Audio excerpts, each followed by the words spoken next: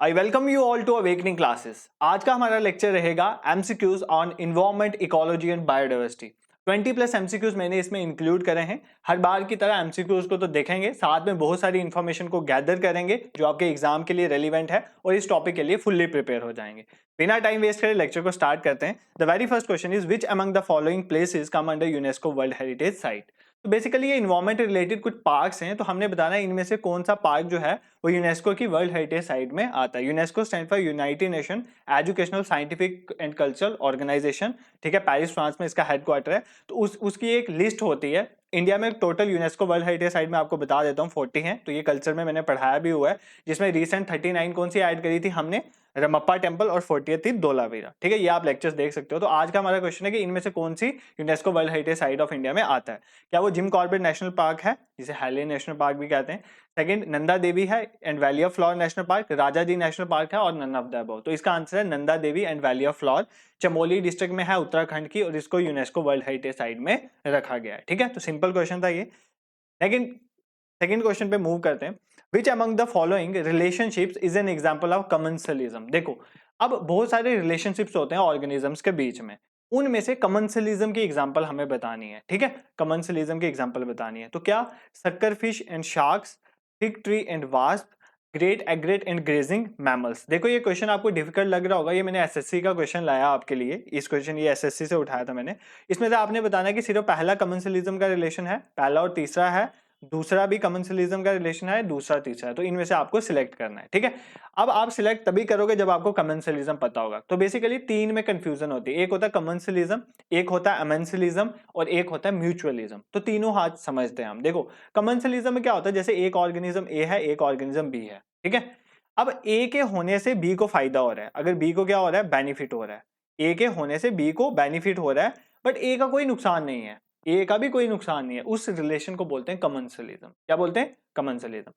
अगर ए के होने और बी के होने से एक दूसरे का, दोनों का फायदा हो रहा है, तो उसको बोलते हैं mutualism. Mutual benefit is mutualism. Commensalism में क्या होता है, ए का बेनिफिट दूसरे का कुछ नहीं जाता। ठीक है, वो सुना, इसमें तेरा घाटा मेरा कुछ नहीं जाता। तो बेनिफिट में क्या होता है, जो कमेंसलिज्म में क्या होता है कि इसमें एक का बेनिफिट है और दूसरे का कुछ नहीं जाता। सबसे खतरनाक एमेंसलिज्म। एमेंसलिज्म में क्या होता है कि एक का फायदा हो रहा होता है और एक का नुकसान हो रहा होता है, तो उसको हम बोलते हैं एमेंसलिज्म रिलेशन। तो इसमें से हमने बताना है कमेंसलिज्म की कौन सी एग्जांपल है। तो देखो, सक्कर फिश और शार्क जो है ना, ये कमेंसलिज्म की एग्जांपल है। ये सक्कर फिश पता क्या होती है, देखो, शार्क्स जो होती हैं आपको पता है वो बहुत बड़ी होती हैं, उन्हें लॉन्ग डिस्टेंस ट्रैवल इजीली कर लेती हैं, बट ये सक्कर फिश छोटी छोटी होती हैं। ये क्या करती हैं, शार्क्स की बॉडी के साथ अटैच हो जाती हैं, और शार्क्स जब मूव करती है उसके साथ ही मूव कर लेती हैं। तो वो एक जगह से दूसरी जगह शार्क की हेल्प से चली जाती हैं। तो इससे शार्क का कोई नुकसान नहीं हो रहा है, बट सक्कर फिश का फायदा हो रहा है कि वो एक जगह से दूसरी जगह पहुंच रही है। इसका मतलब ये कमेंसलिज्म का एग्जाम्पल है। इसी तरह ग्रेट एग्रेट और ग्रेजिंग मैमल्स के बीच में भी कमेंसलिज्म होता है। देखो, ग्रेजिंग मैमल्स क्या होते हैं, जो मैमल्स घास चरते हैं। ठीक है, या कोई भी आप मैमल्स ले लो, जैसे एक हम एग्जांपल लेते हैं कौ जब घास खाती है, घास को चरती है, तो उससे क्या होता है कि जमीन के जो पार्टिकल्स है वो ऊपर नीचे होते हैं, तो इंसेक्ट सामने आ जाते हैं। क्या सामने आ जाते हैं? इंसेक्ट। और इंसेक्ट सामने आने की वजह से ये ग्रेट एग्रेट एक बर्ड है, ये क्या करता है, इन इंसेक्ट्स पे फीड करते हैं। तो बेसिकली क्या हो रहा है, कौ ग्रेज कर रही है और ग्रेट एग्रेट को इससे फायदा हो रहा है क्योंकि उसको इंसेक्ट्स मिल रहे हैं। तो क्या इसमें कौ को कोई नुकसान है? कौ को कोई नुकसान नहीं है, ग्रेजिंग मैमल का कोई नुकसान नहीं है, बट ग्रेट एग्रेट का फायदा हो रहा है। तो ये भी एक तरह का कमेंसलिज्म रिलेशन है। तो इसका आंसर हो जाएगा B, 1 and 3 only. I hope ये क्वेश्चन आपको समझ आया होगा। ठीक है, नेक्स्ट क्वेश्चन में चलते हैं। In which year project tiger was launch. तो प्रोजेक्ट टाइगर एक इंपॉर्टेंट टाइगर कंजर्वेशन के लिए प्रोजेक्ट स्टार्ट हुआ, तो हमने बताना है किस ईयर में स्टार्ट हुआ था। 2004-5 में, 1983-84 में, 2013-14 में, या 1973-74 में। तो बेसिकली 1973-74 में प्रोजेक्ट टाइगर स्टार्ट किया गया था। ये कौन चलाता है, किसके अंडर होता है ये काम? एनटीसीए के साथ। एनटीसीए इसको देखती है पूरा। NTCA is what? National tiger conservation authority. ये याद रखना, नेशनल टाइगर कंजर्वेशन अथॉरिटी के अंदर प्रोजेक्ट टाइगर चलता है। और कब स्टार्ट हुआ था? 1973-74 में।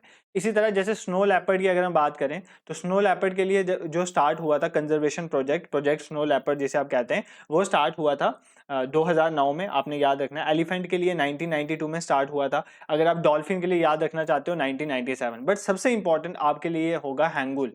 ठीक है, क्योंकि आपका ये स्टेट एनिमल है, तो आपको पता होना चाहिए हैंगुल का प्रोजेक्ट कब स्टार्ट हुआ था, तो आपने मुझे कमेंट बॉक्स में बताना है कि प्रोजेक्ट हैंगुल कब स्टार्ट हुआ था, ठीक है। इससे आपकी इन्वॉल्वमेंट मुझे दिखेगी। Next, which declaration was signed at United Nation conference on environment development, UNCED जिसे कहते हैं, 1992 में हुई थी, रियो डी जेनेरियो ब्राजील में। तो रियो डी जेनेरियो ब्राजील में एक इन्वायरमेंट रिलेटेड कॉन्फ्रेंस होती है जिसका नाम है United Nation conference on environment development, ठीक है, यूएनसीईडी। उसमें कौन सी डिक्लेरेशन निकली थी? एजेंडा 39, 19, 22 या 21? तो यहां पर निकली थी agenda 21।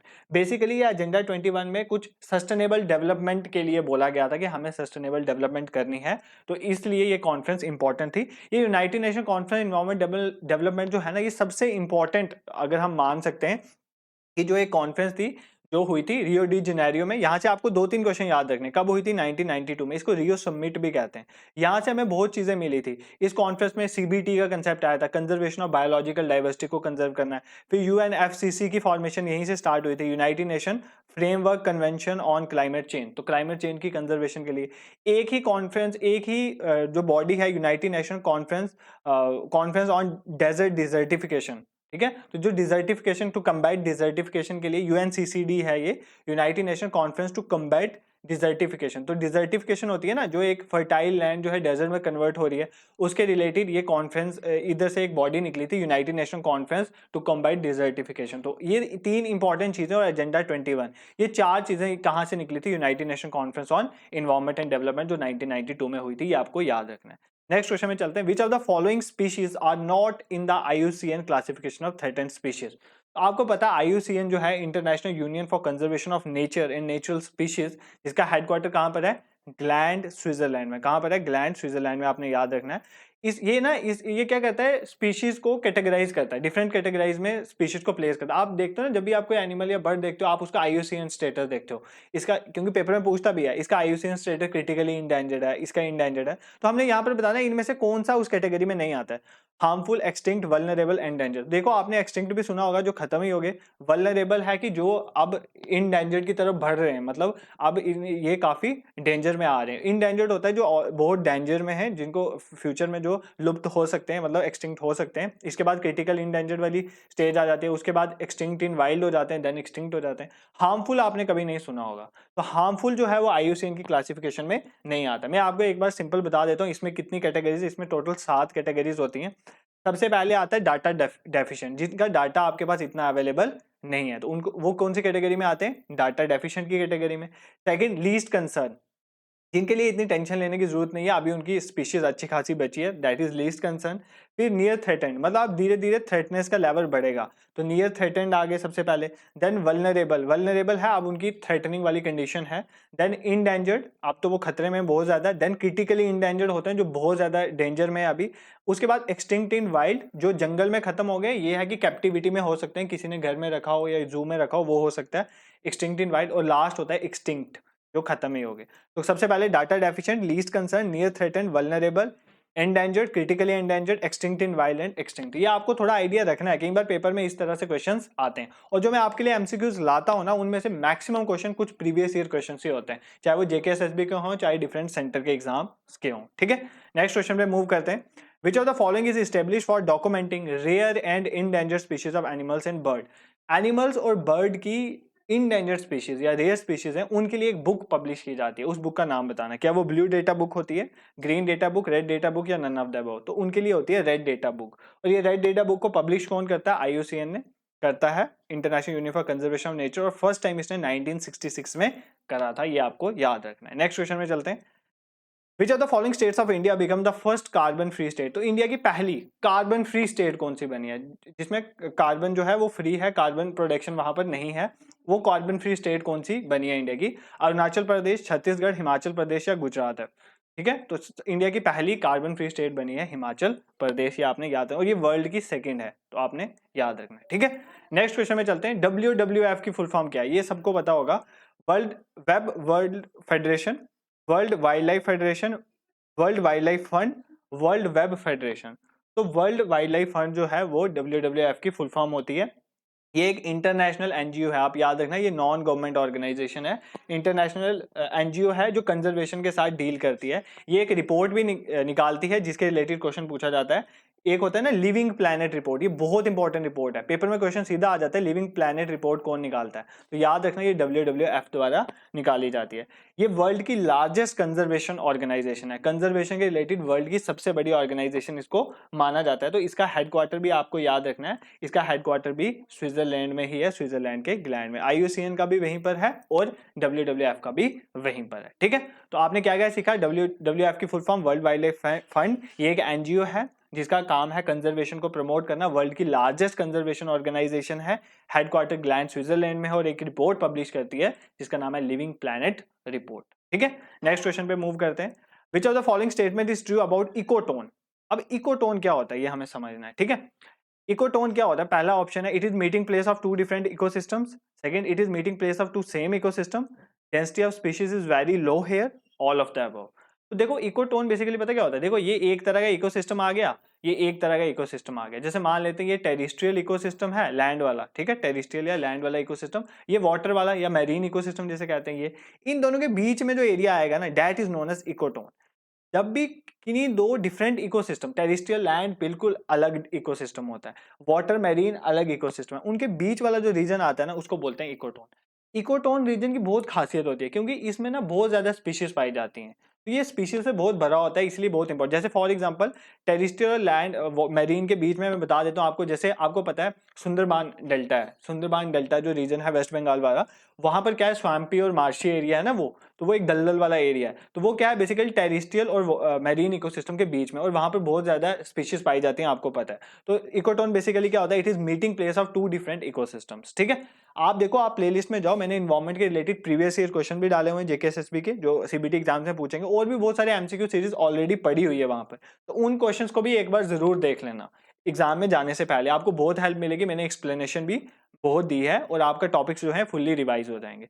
What is the carbon credit, carbon credit क्या होता है, it is the difference between carbon emission allowed and actually emitted carbon. It is the loan amount by IMF for reducing pollution. It is loan given to poor people for buying modern stoves, all of above. देखो stoves के लिए, modern stoves लेने के लिए loan दिया जाएगा, ये तो बन ही नहीं रहा है। इसका मेन आंसर जो है वो, इसका जो आंसर है परफेक्ट वो ए है। कार्बन क्रेडिट बेसिकली डिफरेंस होता है कार्बन एमिशन अलाउड, आपको कितना अलो किया गया, आप कितना कार्बन एमिट कर सकते हो, और एक्चुअली एमिटेड कार्बन आपने एक्चुअली कितना एमिट किया, उसके बीच में जो डिफरेंस आता है ना वही आपका कार्बन क्रेडिट होता है। तो ये डेफिनेशन पूछ ली जाती है, कई बार पूछ लिया जाता है ब्लू कार्बन क्या होती है, तो ऐसे क्वेश्चन जो होते हैं ना आपको इनके बारे में पता होना चाहिए। नेक्स्ट क्वेश्चन, ब्लू कार्बन आप मुझे कमेंट बॉक्स में बताना क्या होती है। What does high biological oxygen demand indicate, तो high BOD biological oxygen demand का मतलब क्या होता है, ठीक है। अगर हाई BOD है बायोलॉजिकल ऑक्सीजन डिमांड, बेसिकली क्या होता है वाटर में ना, वाटर में कई बार क्या होता है ऑक्सीजन की डिमांड बहुत बढ़ जाती है, ठीक है, बहुत ज्यादा ऑक्सीजन की मात्रा कम हो जाती है, ऑक्सीजन की बहुत ज्यादा डिमांड होती है, that is known as biological oxygen demand. वो किसकी वजह से होती है, high level of microbial pollution, low level absence of microbial pollution, या वाटर इज फुल्ली प्योर। जब भी high level of microbial pollution होता है, बहुत ज्यादा पोल्यूशन होगा, बहुत ज्यादा ऑर्गेनिज्म उसकी डिकम्पोजिशन में लगेंगे, जब बहुत ज्यादा डिकम्पोजिशन होती है, आपको पता है जब भी डिकम्पोज हो रही है कोई चीज, माइक्रो ऑर्गेनिज्म इसको डिस्ट्रॉय कर रहे हैं, तो वो ऑक्सीजन की डिमांड करते हैं, इस प्रोसेस में ऑक्सीजन यूटिलाइज होती है। तो जब भी high level of microbial pollution होगा उस टाइम पे हाई बायोलॉजिकल ऑक्सीजन डिमांड होती है, तो ये आपको याद रखना है। What percent of area in the plain should be under forest, तो ये बोला जाता है कि प्लेन में कितना एरिया फॉरेस्ट कवर के अंडर होना चाहिए, 21%, 25%, 17 या 33%। तो नियर अबाउट 33% जो एरिया है वो फॉरेस्ट के अंडर होना चाहिए, ये बोला जाता है प्लेन एरिया में। अभी देखो बहुत कंट्रोवर्सी भी चल रही है हमारी कंट्री में फॉरेस्ट एरिया को लेकर। देखो क्या कंट्रोवर्सी चल रही है कि जो गवर्नमेंट है वो बोलती है कि हमने फॉरेस्ट कवर बहुत ज्यादा बढ़ाया, हम फॉरेस्ट कवर इंडिया का बढ़ा रहे हैं, ठीक है, फॉरेस्ट कवर बहुत बढ़ा रहे हैं। तो लोग सोचते हैं ये बहुत अच्छा हो रहा है, फॉरेस्ट कवर बढ़ रहा है, ये फॉरेस्टेशन हो रही है, पेड़ लग रहे हैं, हमारे लिए अच्छा है। बट देखा जा रहा है कि कोई कई बार ना क्या होता है कि ये कोई लैंड है ना, गवर्नमेंट बिल्डिंग है, उसको भी फॉरेस्ट लैंड में ही लिखा होता है कि ये फॉरेस्ट लैंड है। जैसे सपोज करो कोई एक हमारे पास मान लेते हैं जम्मू में एक साइंस कॉलेज है, तो GGM साइंस कॉलेज जो है उसकी जो जमीन है उसको बोल दिया जाएगा कि फॉरेस्ट लैंड है। अब वो तो एक इंफ्रास्ट्रक्चर है, वो एक कॉलेज है, उस कॉलेज की लैंड में कितने पेड़ होंगे, तो बेसिकली वो फॉरेस्ट कवर को रिप्रेजेंट करता ही नहीं है, उसको भी इंक्लूड करा जा रहा है फॉरेस्ट कवर में, ताकि फॉरेस्ट कवर बढ़ता हुआ दिखे कि इंडिया का फॉरेस्ट कवर बढ़ रहा है। तो ये क्रिटिसिज्म चल रहा है अभी गवर्नमेंट का। आपको एग्जाम में नहीं पूछेगा कोई, आपको ये याद रखना है कि कितना एरिया प्लेन में फॉरेस्ट के अंदर होना चाहिए, should be under forest, that is 33%, तो ये आपको याद रखना है। Next is biodiversity hotspots are characterised on the basis of. तो बायोडाइवर्सिटी हॉटस्पॉट्स होते हैं, देखो टोटल 36 बायोडाइवर्सिटी हॉटस्पॉट हैं वर्ल्ड में, इंडिया में 4 हैं, ठीक है, इंडिया में 4 बायोडाइवर्सिटी हॉटस्पॉट हैं। तो ये जो बायोडाइवर्सिटी हॉटस्पॉट होते हैं, ये किस कैटेगरी के बेसिस में एक एरिया को बायोडाइवर्सिटी हॉटस्पॉट डिक्लेयर किया जाता है? फर्स्ट ऑप्शन है एंडेमिक फ्लावरिंग प्लांट। एंडेमिक होता है जो सिर्फ वहीं पे पाए जाए, एंडेमिक फ्लावरिंग प्लांट होने चाहिए, और थ्रेट परसेप्शन, मतलब ऐसा लगना चाहिए कि वो थ्रेटनिंग है, मतलब वहां पर जो बायोडाइवर्सिटी है वो खत्म हो सकती है। नेक्स्ट इज सिर्फ endemic flowering plant, species of flowering plant, या नन ऑफ अबव। तो फर्स्ट कंडीशन अप्रोप्रिएट है, दो कंडीशन सेटिस्फाई होनी चाहिए किसी भी रीजन को बायोडाइवर्सिटी हॉटस्पॉट डिक्लेयर करने के लिए। पहले तो वहां पर उसी रीजन में सिर्फ फ्लावरिंग प्लांट्स पाए जाएं, एंडेमिक हो वहां के। सेकंड, वहां पर थ्रेटनिंग होनी चाहिए, मतलब वो ऐसी सिचुएशन होनी चाहिए कि बायोडाइवर्सिटी को बहुत नुकसान हो रहा है। तो ये दो कंडीशन जब सेटिस्फाई होती हैं तो उस रीजन को बायोडाइवर्सिटी हॉटस्पॉट डिक्लेयर किया जाता है, फिर उसकी प्रोटेक्शन के लिए बहुत ज्यादा फाइट किया जाता है। और ये कौन से प्रोग्राम के अंदर किया जा रहा है? मैन एंड बायोस्फीयर प्रोग्राम के अंदर, मैन एंड बायोस्फीयर प्रोग्राम जो है उसके अंदर ये बायोडाइवर्सिटी हॉटस्पॉट डिक्लेयर किया जाता है, ये आपको पता होना चाहिए। तो इंडिया में जो 4 बायोडाइवर्सिटी हॉटस्पॉट है ना, वो भी आपको पता होना चाहिए कौन से हैं। एक तो हिमालय रीजन आ जाता है, हिमालय वाला। सेकंड इज वेस्टर्न घाट्स, जो इंडिया का लोअर है ना, इंडिया का अगर हम बात करें, अगर ये है हमारा प्यारा भारत, अगर इस टाइम ये जो रीजन है ना नीचे वाला, केरला कर्नाटक वाला, ये वेस्टर्न घाट आ जाता है। ये पूरा यहाँ से जम्मू कश्मीर ऊपर वाला, ये आके जाके अरुणाचल प्रदेश नीचे, ये सारे हिमालयस वाला रीजन आ जाता है, ठीक है। ये आगे वाला ये हिमालयस है, नेपाल के साथ साथ वाला रीजन, हिमालयस को भी इसमें किया गया। इंडो बर्मा, इंडिया और म्यांमार वाले के साथ जो हमारा रीजन जुड़ता है, या नॉर्थ ईस्ट वाला थोड़ा रीजन, वो इंडो बर्मा में आ जाता है 3। और चौथा जो है वो that is Sundaland. Sundaland basically क्या है? अंडमान निकोबार का कुछ एरिया है, नॉर्दर्न जो अंडमान निकोबार है तो उसका एरिया जो है सुंडालैंड में आता है। तो 4 हैं बायोडाइवर्सिटी हॉटस्पॉट इंडिया में, आपने याद रखने। First one is Himalayas, second one is western Ghat, third one is Sundaland, and fourth one is Indo Burma region. तो आपने ये याद रखना है। नेक्स्ट क्वेश्चन में चलते हैं। How many pollutants are included to major air quality index in India? तो एयर क्वालिटी इंडेक्स इंडिया का बताया जाता है ना, इंडिया में डिफरेंट सिटीज का एयर क्वालिटी इंडेक्स बताया जाता है, डिफरेंट कैटेगरीज में बताया जाता है। बोला जाता है कि इंडिया बेसिकली 6 कैटेगरी में एयर क्वालिटी इंडेक्स बताया जाता है। बोला जाता है किसी स्टेट का एयर क्वालिटी इंडेक्स गुड है, बोला जाता है, कई बार बोला जाता है सेटिस्फैक्ट्री है, कई बार बोला जाता है मॉडरेटली पोल्यूटेड है, पुअर है, वेरी पुअर, सेवियर है। ये ऐसे बोला जाता है ना कि किसी रीजन का एयर क्वालिटी इंडेक्स कैसा है। अब एयर क्वालिटी इंडेक्स को मेजर करने के लिए कितने पॉल्यूटेंट्स को यूज किया जाता है? हम कुछ पॉल्यूटेंट्स की स्टडी करके बताते होंगे ना, उनका कितना लेवल है। तो कितने पॉल्यूटेंट को स्टडी किया जाता है? 8 पॉल्यूटेंट्स को। और ये इंपॉर्टेंट क्वेश्चन है एग्जाम के लिए, और ये हर बार पेपर में क्वेश्चन आता है कि कितने पॉल्यूटेंट्स जो हैं, कई बार तो नाम दिए जाते हैं, वो 8 के नाम में से कोई 3 नाम सही दिए जाएंगे, एक अलग दिया जाएगा, और आपको पूछा जाएगा इनमें से कौन सा एयर क्वालिटी इंडेक्स मेजरमेंट का पॉल्यूटेंट नहीं है। तो आपको 8 के नाम पता होने चाहिए, थोड़ा आइडिया उनका होना चाहिए। इनमें 8 नाम कौन से? एक तो पर्टिकुलर मैटर जो होता है, PM10 की वैल्यू देखी जाती है, PM2.5 की वैल्यू देखी जाती है। ये इंपॉर्टेंट टॉपिक है, इसको ध्यान से समझना। PM2.5 की वैल्यू देखी जाती है। नाइट्रोजन डाइऑक्साइड देखा जाता है, सल्फर डाइऑक्साइड कितना प्रेजेंट है वो देखा जाता है, carbon monoxide CO carbon monoxide देखा जाता है, ओजोन का लेवल देखा जाता है, अमोनिया का लेवल देखा जाता है, और लेड का लेवल देखा जाता है। तो ये कितने हो गए? 8। इन 8 चीजों को, इन 8 पॉल्यूटेंट्स की लेवल को मेजर करने के बाद एयर क्वालिटी इंडेक्स तैयार होता है, और डिफरेंट रीजन्स को डिक्लेयर किया जाता है कि यहाँ पर एयर क्वालिटी सेवियर है, गुड है, सेटिस्फैक्ट्री है, ठीक है। तो ये आपको पता होना चाहिए।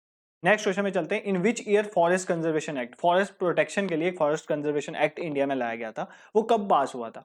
1986, 90, 1980 या 1988 में? इसका आंसर है 1980। तो 1980 में फॉरेस्ट कंजर्वेशन एक्ट आया गया था। अब देखो, मैंने यहाँ पे फॉरेस्ट कंजर्वेशन एक्ट पढ़ाया, आपको ये भी पता होना चाहिए कि इन्वायरमेंट प्रोटेक्शन एक्ट कब आया था। तो इन्वायरमेंट प्रोटेक्शन एक्ट का पता होना चाहिए, 1986 में आया था। वाइल्ड लाइफ प्रोटेक्शन एक्ट 1972 में आया था। तो ये चीजें आपको पता होनी चाहिए। मैं क्वेश्चन इसलिए आपके लिए लाता हूँ, आपको पता चले क्वेश्चन किस तरह से आते हैं, और आप उनके रिलेटेड क्वेश्चन को भी सर्च करें, और जितना हमसे हो सकता है हम एडिशनल इन्फॉर्मेशन आपको प्रोवाइड करते हैं। Next question. In which state is Ranthambore national park located? तो रणथंबोर नेशनल पार्क कहां पर लोकेटेड है? मध्य प्रदेश, महाराष्ट्र, उत्तर प्रदेश या Rajasthan?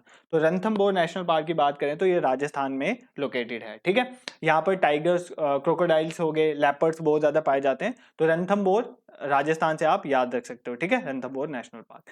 Next, which of the following is warm blooded? तो वार्म, एक होते हैं वार्म ब्लडेड, एक होते हैं कोल्ड ब्लडेड। तो आपको पता है मेनली जो बर्ड्स होते हैं, एव्स जिन्हें हम कहते हैं, और मैमल्स जैसे हम हो गए, हम वार्म ब्लडेड ऑर्गेनिजम्स में आते हैं। तो इनमें से कौन सा है बताओ? क्रोकोडाइल, ये तो नहीं आएगा, ये रेप्टाइल्स में आ जाता है, टोड भी उसी में आ जाता है, फिश भी उसी में, फिश स्पीसीज में आ जाता है। तो ये कोल्ड ब्लडेड हैं तीनों, ये तीनों कोल्ड ब्लडेड हैं। बट पिजन जो होता है, कबूतर जो है वो वार्म ब्लडेड है, क्योंकि ये एव्स की कैटेगरी में बिलोंग करता है। और मैंने आपको बताया एव्स और मैमल्स वार्म ब्लडेड ऑर्गेनिजम्स होते हैं। ठीक है, नेक्स्ट क्वेश्चन पे मूव करते हैं। Which of the following is the main constituent of biogas after methane? तो मीथेन के बाद बायोगैस का मेन कॉन्स्टिट्यूएंट क्या है? देखो बायोगैस क्या है, बेसिकली आपको बायोगैस समझना है सबसे पहले, फिर आपको ये क्वेश्चन में कोई प्रॉब्लम नहीं आएगी। देखो बायोगैस क्या है, इसको मार्श, पहले इसके नाम देखो, इसको मार्श गैस भी कहते हैं, याद रखना, पेपर में साइंस में ऐसे पूछ सकते हैं। इसको स्वैम्प गैस भी बोलते हैं, स्वैम्प गैस भी बोलते हैं। ठीक है, बेसिकली मार्शी रीजन जो होता है ना, दलदल वाला एरिया, वहां पर ये ज्यादा प्रोड्यूस होने के चांसेस होते हैं। क्यों होते हैं? क्योंकि ये प्रोड्यूस होती है एनॉर्बिक डिकम्पोजिशन में। देखो कोई भी अगर हम मान लेते हैं कोई भी अगर बायोडिग्रेडेबल वेस्ट है, ठीक है, जैसे ह्यूमन एक्सक्रीटा मान लो, कोई भी अगर प्लांट्स का बचा हुआ पार्ट है वो भी बायोडिग्रेडेबल वेस्ट है।